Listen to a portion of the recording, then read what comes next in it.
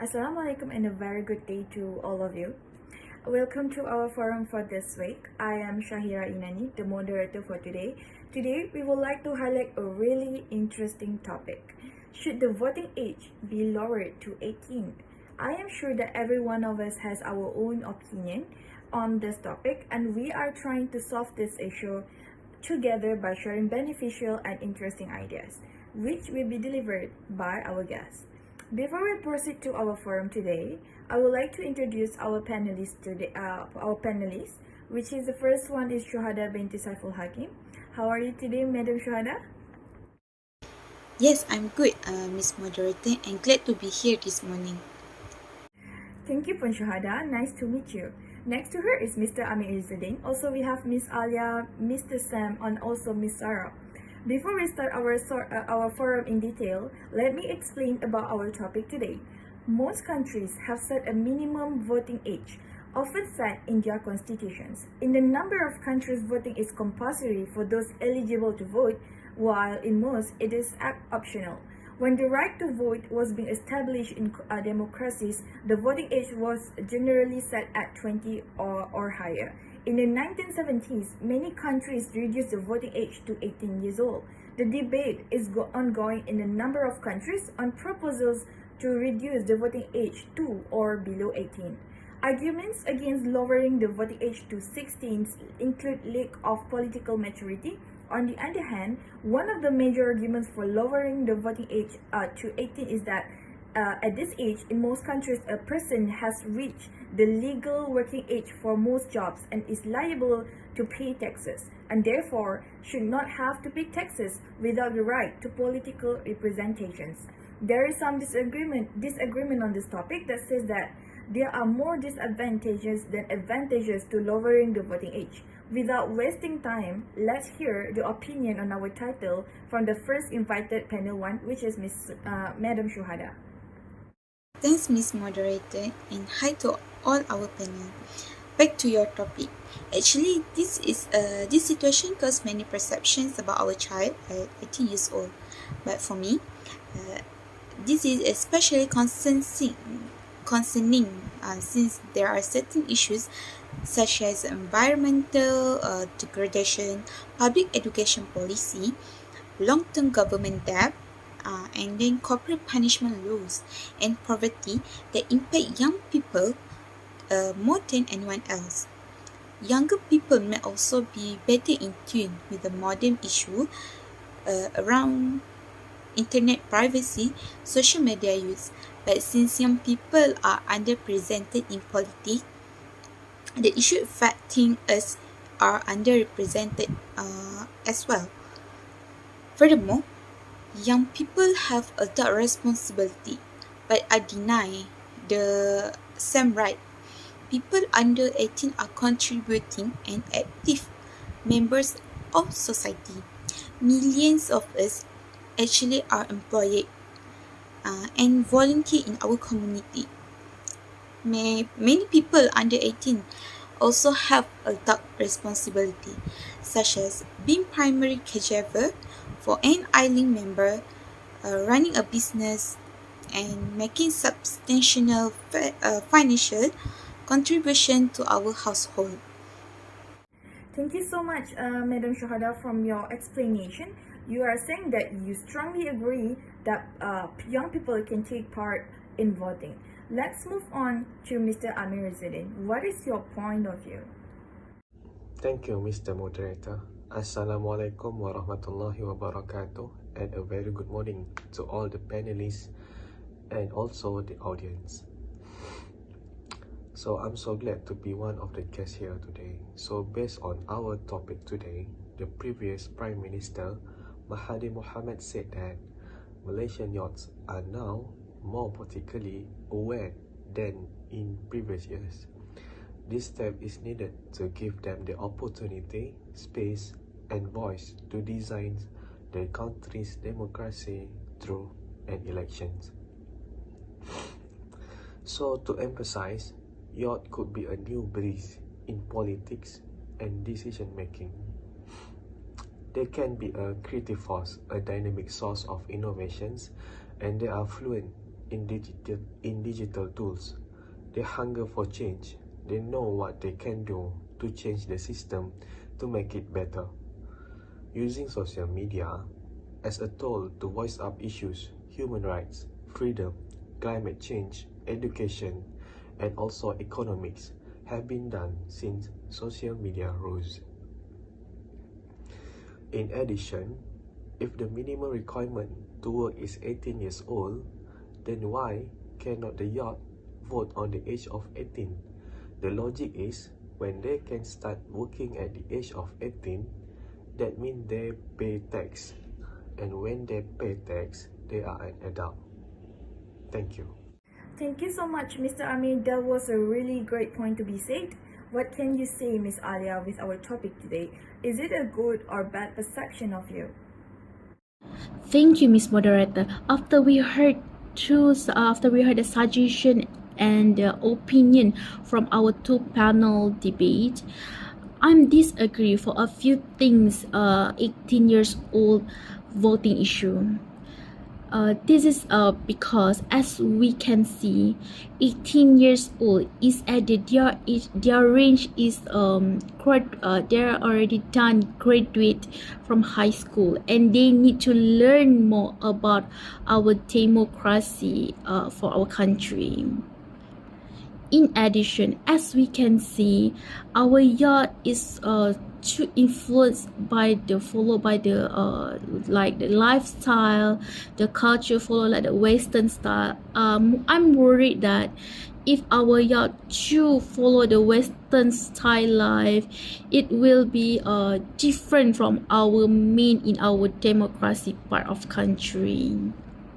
I'm not say that all y'all have a follow the Western style, but some of y'all, but they are the part of for the voting issue for in the futures. But for current now, I'm worried that if our we give the granting access to the 18 years old can be voting, I'm worried that not all the y'all have the a good of mind that can think afar about the responsible on the votings. And also most of them, there are not all them can have the leaderships in yourself, or we worry that not all the teenagers have the responsibility on the making decisions for what they are doing or votings. In my opinions, in my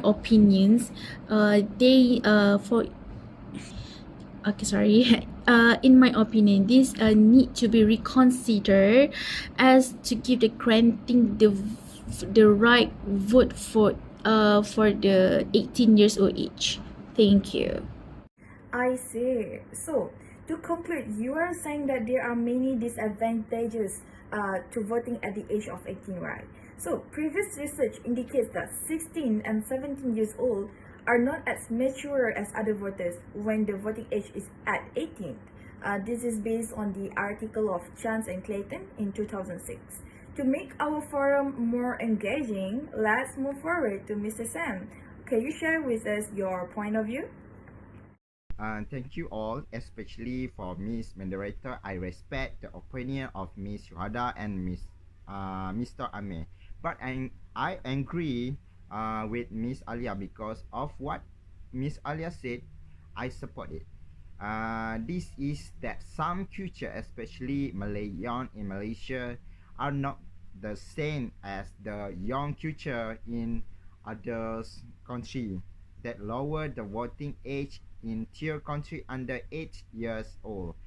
The culture of Malaysian young who are strongly influenced by negative Western culture that make them difficult to make tier decision or talk are also easy to follow and influenced by tier thought. They find it difficult to know which actions are good or bad. Let alone with politics, their mind can be controlled but easy to make decisions without making survive. No doubt many teenagers indicate, but the percentage of teenagers who fall into the Western thinking agenda is also too high, where they know how to make decisions. This is also where young generation in other countries are ahead compared to teenagers in our country. But for me, the voting age in Malaysia is lowered to 18, now appropriated if done in our country. Great points you have there. Thank you, Miss Sarah. So, as we know how important voting is when it comes to citizens, because without it, right, citizens will not be able to choose the people who will run their government. I believe there must be reasons of why we should or should not imply the lower voting age. What is your point of view to reasons that influence voting, Mr. AMIR? Thank you, Miss Moderator. Assalamualaikum warahmatullahi wabarakatuh, and good morning to Miss Moderator and panelists who were in the forum today, as well as to the audience. In my view, in terms of age, the minimum voting age could be lowered to 18 because their political development is the same as their senior voters. What I can say here, why some of the people disagree when young people involve themselves in political issues is because young voters are less knowledgeable in political matters, which can have an impact on the quality of democracy. But I think by lowering the voting age, it could provide a constructive outcome on electoral participation. The questions of age here is not related to the question of one is maturity. If you want to be included when you reach a certain age, like 16 for example, your body has reached no signs of maturity. Furthermore, as we see nowadays, a place where there are a lot of problems in these political issues, age 16 to 17 can already vote because they need the voice of young people, and most of them are rather radical. Great points you have there. Thank you, Miss Sarah. So, as we know how important voting is when it comes to citizens, because without it, right, citizens will not be able to choose the people who will run their government. I believe there must be reasons of why we should or should not imply the lower voting age. What is your point of view to reasons that influence voting, Mr. AMIR? From my point of view, most of the countries in the world, the voting age starting from 18 years, and there are too many to list. But there are some countries where voting age starting from 17 years old. For example, Indonesia, Sudan, North Korea, and Greece. But there are also countries that voting age is higher than 18. For example, Japan is 20 years old, whereas Malaysia, Singapore, and Samoa is 21 years old. They are there to be the bridge for other young people, so they have someone to look up to, that they could also involve in politics and make an impact on society. Furthermore, based on the articles that I have read, the author, which is Franklin, indicates that a similar point of view. He mentions that a further reduction of the voting age could actually have a beneficial effect on future trends in turnout, giving young people a chance to take part in democracy at a time where they are still, for the most part, in high school and are living in a community that they know could spur higher rates of turnout among first-time voters.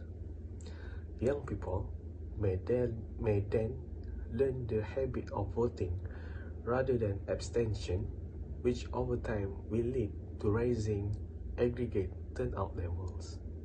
Thank you. I see. So, Those were reasonable points. Thank you, Mr. Ami. According to Frank Lin in 2004, by granting voting rights to young people at a time when in most countries they are in the transitional phase in their life after high school, dampens turnout among first-time voters. When people do not take part in their first eligible elections, right, they may learn the habit of not voting, which could then lead to a lifetime of abstention or just a sporadic voter participation. This is exactly what had happened since the 1960s, as turnout has declined in almost all established democracies. Alright, so is there anything that crosses your mind, Madam Shuhada? Do you agree with what Mr. Ami stated? Yes, I agree with you, Mr. Ami. Let's look back. If we don't start educating our teenagers now, the constitutional amendment bill will not serve its initial aim of giving the youth a voice in a progressive democratic system. With civic education being introducing in our school, our future generation of young leaders will be empowered. This could lead to more meaningful conversation amongst high schoolers. They will no longer be looked at as immature or unimportant. They will finally be accorded equal treatment. This will in turn help develop critical thinking skill of the youth. A simple exercise such as explaining the concept of separation of power, constitutional monarchy, and the difference between an assemblyman and a parliamentary would be a good step for a better person. Right, that is a great one. So, thank you so much for the points. Let's get Mr. Sam on this. What is your point of view? What is the reason that influence voting? What do you think? Thank you, moderator. I think reason that influence voting is the way young people think. In general, young people can be tend to be the determinant of victory for a party or can be considered as a kingmaker in elections. But young people in this country who are 18 to 13 years old are still considered immature and not interested in politics. At this age, they are more preoccupied with social issues and they focus on education. But no doubt there may be a handful of young people interested in politics, but a greater percentage of them are not interested in politics. So what have I said? So I'm still with my opinions. Young people in our country who are 18 to 20 years old are not eligible to vote, and their age like this they should pay attention to their education. Alright, that is such an outstanding point. We move forward to our next panel, which is Miss Sarah. What say you, Miss Sarah? Do you mind sharing your thoughts with us? Thank you, Ms. Moderator. In my opinion, in the current era of modernization, social media platforms such as WhatsApp, Instagram, Facebook, Twitter, etc. have become among the most popular platforms and easy to access at any time and very low cost for youth to collect all kinds of information, including political awareness.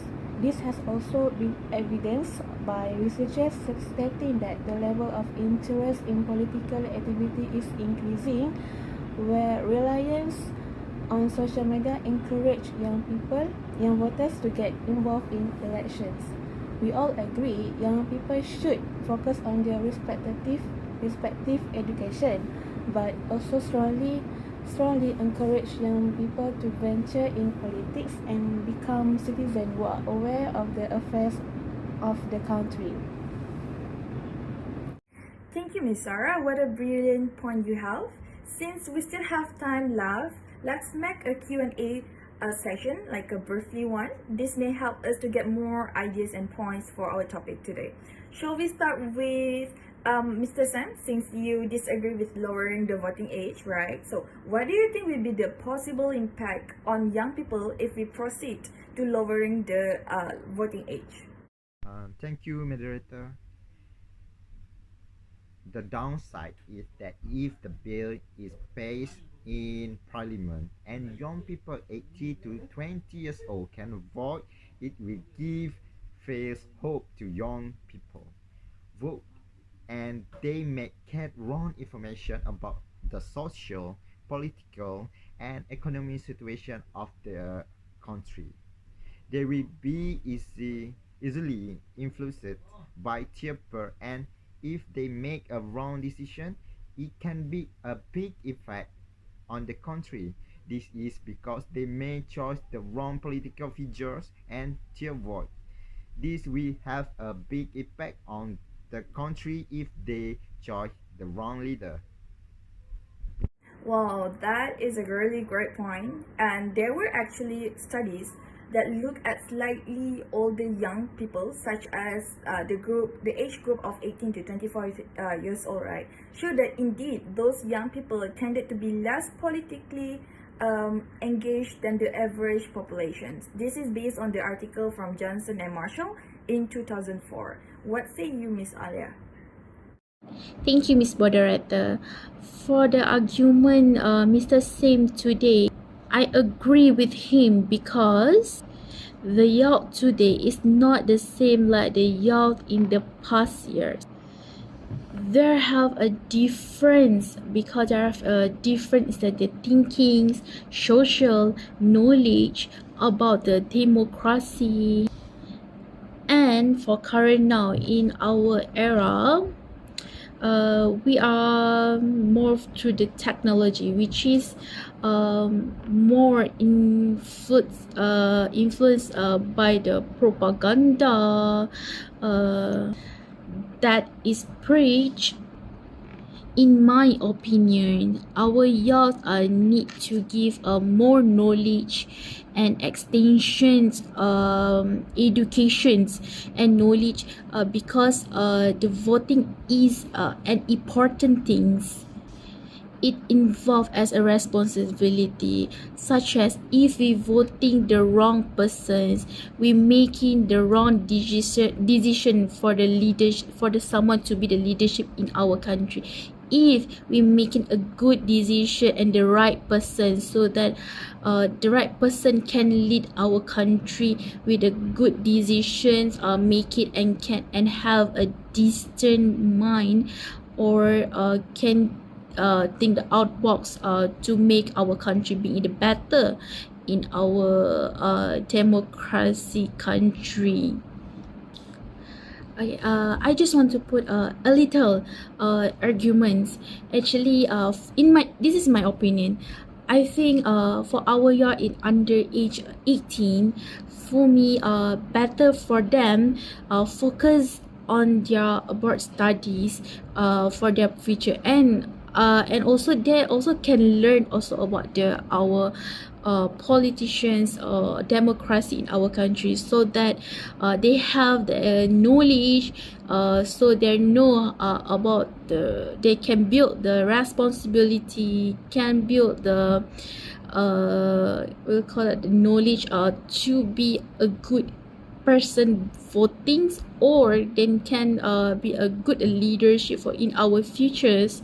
So for this issue, I think under age 18 they need to be extra, there's going to be extra, maybe give them space and give us space and time for them know about the knowledge about our democracy voting, which is very important.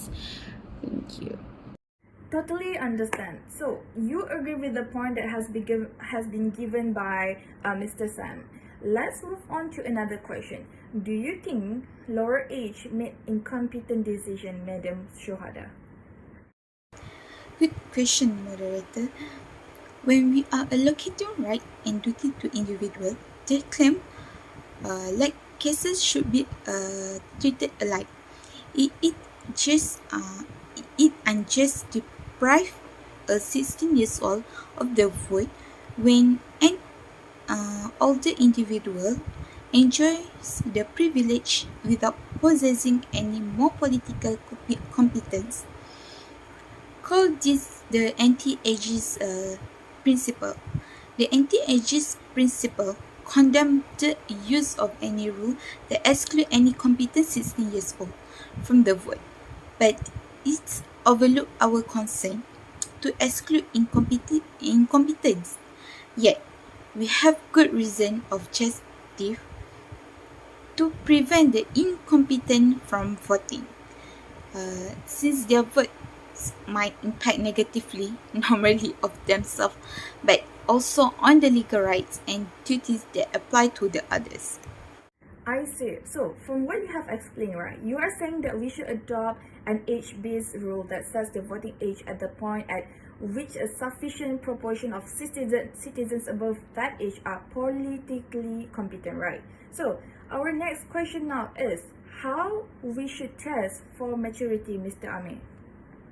Political maturity is the pivotal issue in the debate over the voting age.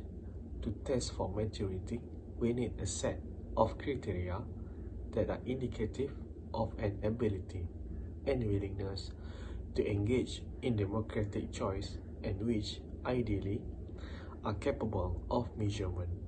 For example, one indicator of willingness is the level of interest in politics expressed by the age of group in equations. The ability to engage competently in democratic political choice is multifaceted. Voters ought to have knowledge of the political system and understanding of the nature and significance of issues that are the subject of public and political debate. Thank you. Nice explanation, Mr. Amir. Ideally, they should possess politically convictions that are consistent, do not directly contradict each other, hang together, succeed in connecting relevant reasons in common among different public issues, consequentially rational, and are not subject to whimsical revision. Move on to the next panelist, Ms. Sarah. Is it true that young people are generally less interested in political than older individuals? Undoubtedly, if seen nowadays, yes, young people are generally less interested in politics than older individuals. This is because some young people are not enlightened about politics. Therefore, what I have to say here, family and school curriculum, and even the school teachers play the most important factor, which influence and enhance the knowledge, sentiment, and behavior among the young voters. Those in this role will open learning about politics through discussion with young people. From this discussion, young people can directly discuss politics with their peers about politics while increasing their interest in politics. Thank you, Ms. Sarah. So, you have the point there.